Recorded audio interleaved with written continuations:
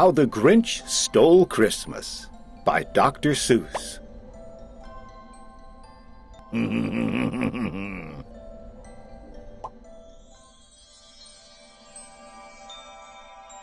Every Who down in Whoville liked Christmas a lot. But the Grinch, who lived just north of Whoville, did not.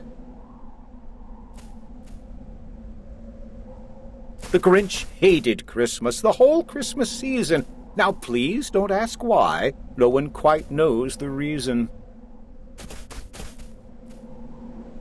It could be his head wasn't screwed on just right. It could be, perhaps, that his shoes were too tight. But I think that the most likely reason of all may have been that his heart was 2 sizes too small.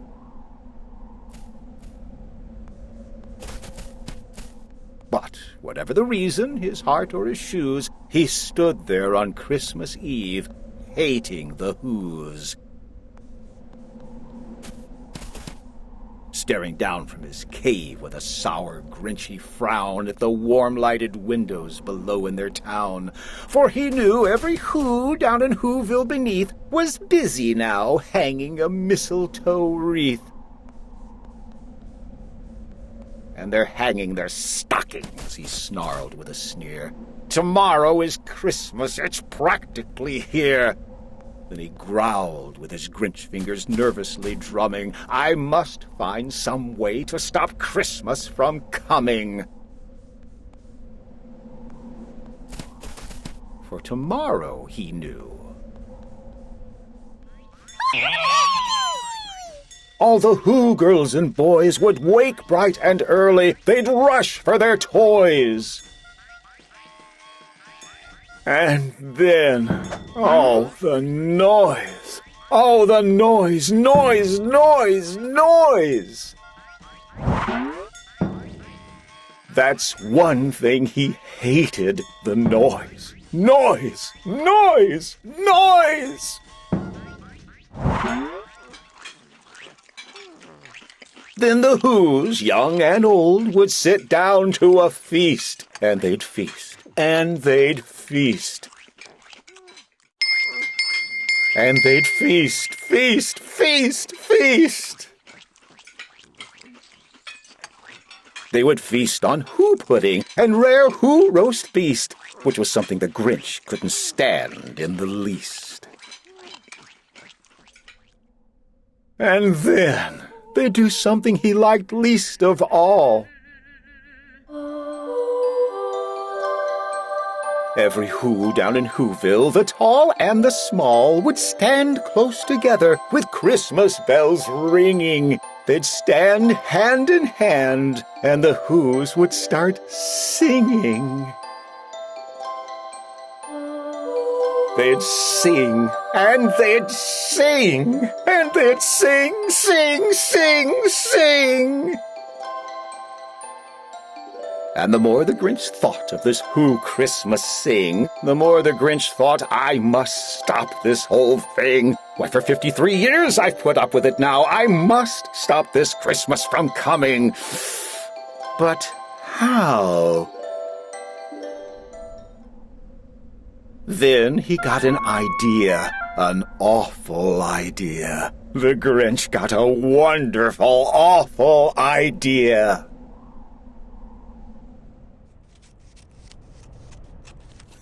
I know just what to do, the Grinch laughed in his throat, and he made a quick Santa Claus hat and a coat. And he chuckled and clucked, what a great Grinchy trick! With this coat and this hat, I look just like Saint Nick. All I need is a reindeer. The Grinch looked around, but since reindeer are scarce, there was none to be found. Did that stop the old Grinch? No, the Grinch simply said, if I can't find a reindeer, I'll make one instead. So he called his dog Max. Then he took some red thread and he tied a big horn on top of his head. Then he loaded some bags and some old empty sacks on a ramshackle sleigh, and he hitched up old Max. Then the Grinch said, "Get up!" and the sleigh started down toward the homes where the Whos lay a snooze in their town. All their windows were dark. Quiet snow filled the air. All the Whos were all dreaming sweet dreams without care when he came to the first little house on the square. "This is stop number 1, the old Grinchy Claus hissed, and he climbed to the roof, empty bags in his fist. Then he slid down the chimney, a rather tight pinch, but if Santa could do it, then so could the Grinch. He got stuck only once, for a moment or two. Then he stuck his head out of the fireplace flue, where the little Who stockings all hung in a row. "These stockings," he grinned, "are the first things to go."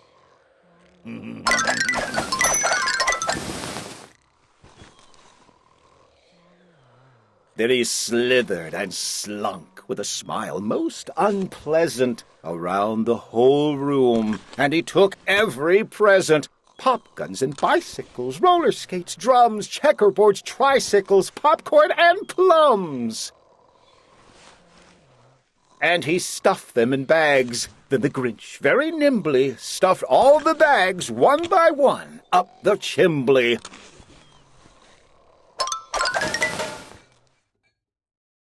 Then he slunk to the icebox. He took the Who's feast. He took the Who pudding. He took the roast beast. He cleaned out that icebox as quick as a flash. Why, that Grinch even took their last can of Who hash.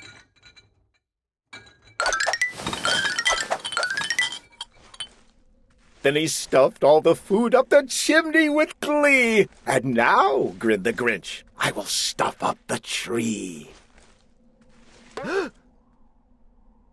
And the Grinch grabbed the tree, and he started to shove, when he heard a small sound like the coo of a dove. He turned around fast, and he saw a small Who, little Cindy Lou Who was not more than 2. The Grinch had been caught by this tiny Who daughter, who'd got out of bed for a cup of cold water. She stared at the Grinch and said, "Santa Claus, why? Why are you taking our Christmas tree? Why?" But, you know, that old Grinch was so smart and so slick, he thought up a lie, and he thought it up quick. "Why, my sweet little tot," the fake Santa Claus lied, "there's a light on this tree that won't light on one side, so I'm taking it home to my workshop, my dear. I'll fix it up there, then I'll bring it back here." And his fib fooled the child. Then he patted her head, and he got her a drink, and he sent her to bed. And when Cindy Lou Who went to bed with her cup, he went to the chimney and stuffed the tree up. Then the last thing he took was the log for their fire. Then he went up the chimney himself, the old liar. On their walls he left nothing but hooks and some wire. And the one speck of food that he left in the house was a crumb that was even too small for a mouse. Then he did the same thing to the other Who's houses, leaving crumbs much too small for the other Who's mouses. It was 1/4 past dawn.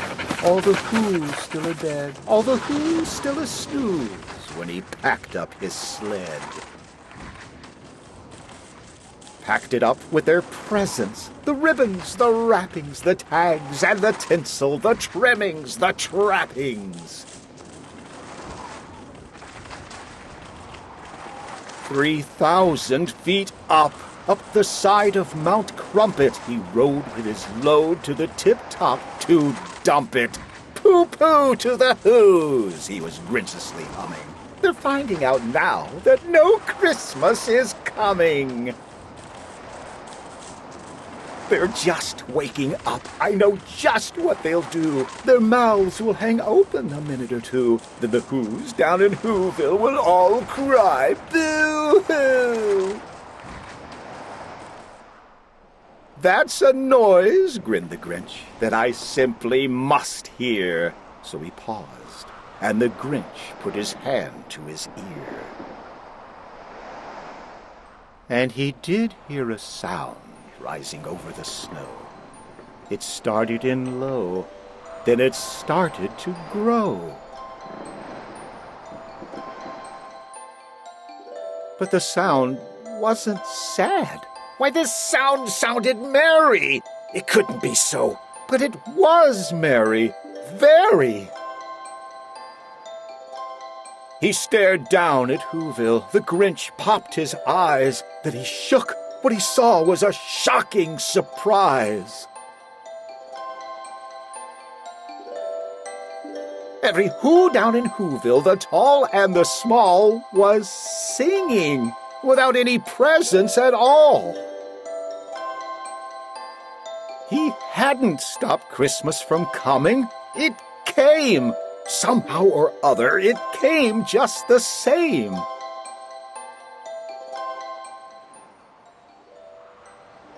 And the Grinch, with his Grinch feet ice cold in the snow, stood puzzling and puzzling. How could it be so? It came without ribbons, it came without tags, it came without packages, boxes, or bags.